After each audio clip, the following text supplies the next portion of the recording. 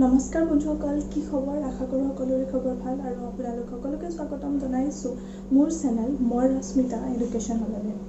ধৰ্মনিৰপেক্ষতা বৰ্তমান সময়ত এটা অতি বিতৰ্কিত আৰু প্ৰাসংগিক বিষয়। কিন্তু ধৰ্মনিৰপেক্ষতা মানেনো কি, সেই বিষয়ে বহু কমেই জানে। অথবা ভাৰতৰ ধৰ্মনিৰপেক্ষতাৰ যিটো সংজ্ঞা, সেই সংজ্ঞাটোৱে বিশ্বৰ সকলো দেশতে এপ্লিকেবল হয়নে? নে প্ৰত্যেকখন দেশৰে ধৰ্মনিৰপেক্ষতাৰ সংজ্ঞাটো বেলেগ বেলেগ হয়?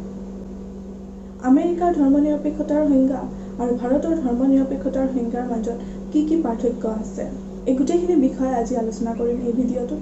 গতিকে অতি ইণ্টাৰেষ্টিং হ'ব বিষয়টো। আশা কৰোঁ আপোনালোকে চাই ভাল পাব।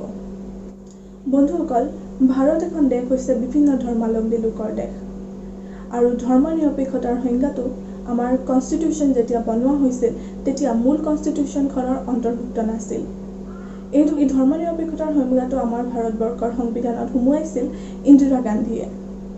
ভাৰতৰ ধৰ্মনিৰপেক্ষতা মানে হৈছে সকলো ধৰ্মই, ভাৰতৰ যি সকলো ধৰ্ম আছে, সৰু বৰ যি সকলো ধৰ্ম আছে, সেই সকলো ধৰ্মকে সমান দৃষ্টি দি চোৱা, কোনো ধৰ্মৰ প্ৰতি পক্ষপাতিত্ব ভাৱ নেদেখুওৱা।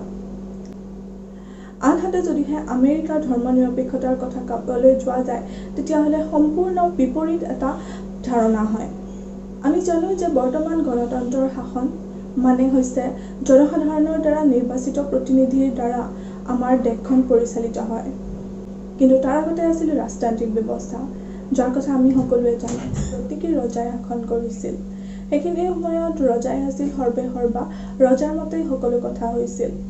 আনহাতে পশ্চিম ইউৰোপীয় দেশসমূহৰ কথা যদি ক'বলৈ যোৱা যায়, পশ্চিম ইউৰোপীয় দেশসমূহত দেশ এখন চালিত হৈছিল চাৰ্চৰ দ্বাৰা বা খ্ৰীষ্টিয়ান ধৰ্মৰ ডাঙৰ পুৰোহিতসকলৰ দ্বাৰা বা যাজকসকলৰ দ্বাৰা।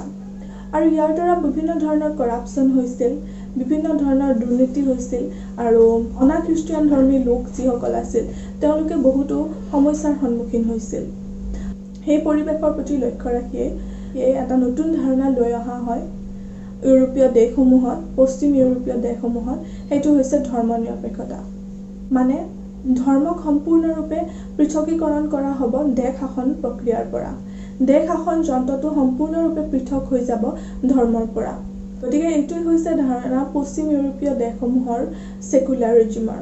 আনহাতে ভাৰতৰ ধৰ্মনিৰপেক্ষতাৰ ধাৰণাটো হৈছে সকলো ধৰ্মকে সমান দৃষ্টি দি চোৱা। বন্ধুসকল, এই আছিল ধৰ্মনিৰপেক্ষতাৰ সংজ্ঞা ভাৰত আৰু আমেৰিকাৰ। দুয়োটাৰ মাজত পাৰ্থক্য যথেষ্টখিনি আছে।